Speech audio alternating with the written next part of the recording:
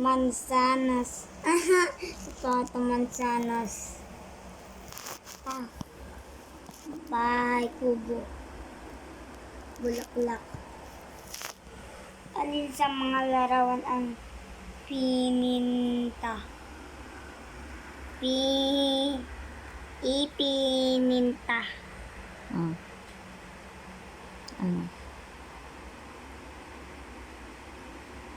Ano daw? Pininta. Bulaklak. Bulaklak. Saan dyan yung ipininta? Yung mansanas, yung bulaklak, o yung bahay? Tinan mo dito yung kanina. Yung bulaklak, yung bulaklak. Ito, paglimbag yan, gamit ang daliri. Ito, ipininta. Ipininta, tinan mo. Bahay pala, bahay. Saan dyan ang ipininta? Bahay. Anong sagot mo? Bahay kubo. Number 2. Bahay kubo yan. Ano ang bagay na nakalimpag gamit ang mga daliri? Ano? Bulaklak. Anong sagot? Bulaklak. Sunod. Alin sa mga larawan sa atis itaas ang hindi pininta?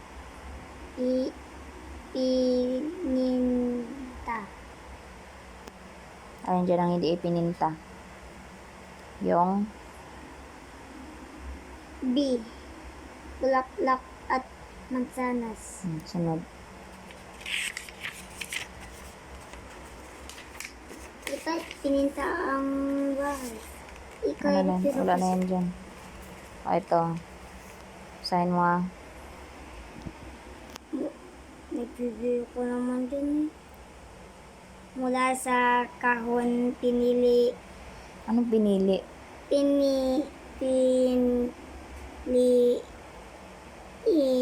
Piliin ang tamang salita. Ito si Mama. Ilapat ito sa tatlong upang mabuo ang pahayag. Ang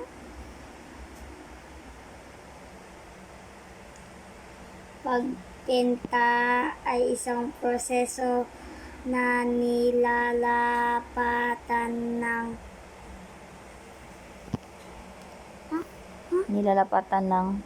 hindi po yun. Ano ito? Ng kulay. Sunod. At ang paglilimpag ay paggamit ng mga bagay sa paligid na ginagamit ng tinta o pangkulay sa pagbakat sa papel. Sunod. Tama yun? Pasayin at unawain. Wala pa.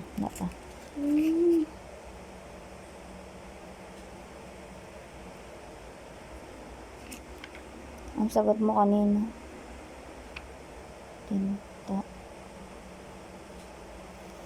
Tama yun. Sunod number. Ating tayahin na. Pasayin at unawain mabuti ang bawat katanungan, bilugan at titik ng tamang sagot. Alin sa mga sumusunod ang hindi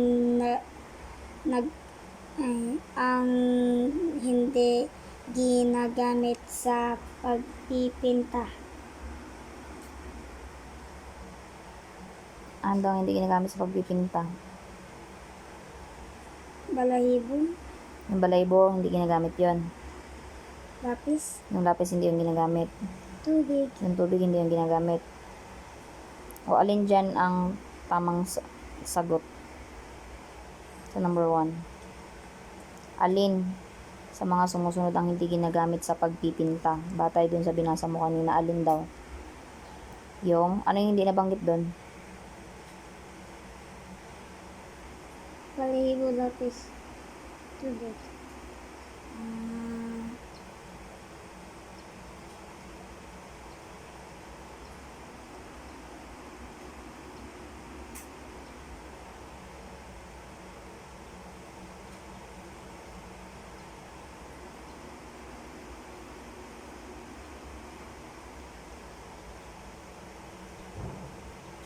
Yung sa number 1, tubig. Oh. Ano sagot mo? Number 1? Tubig. Tubig. Number 1, tubig. Oh, sunod number 2. Ano ang ginagamit ng pentor Anong ginagamit na? ginagamit ng pentor sa pagpipinta? Di kulay. Ha? Kulay. Letter? Di. Sunod number 3. Ang bahagi ng ng ating katawan ay maaaring gamitin sa paglilimbag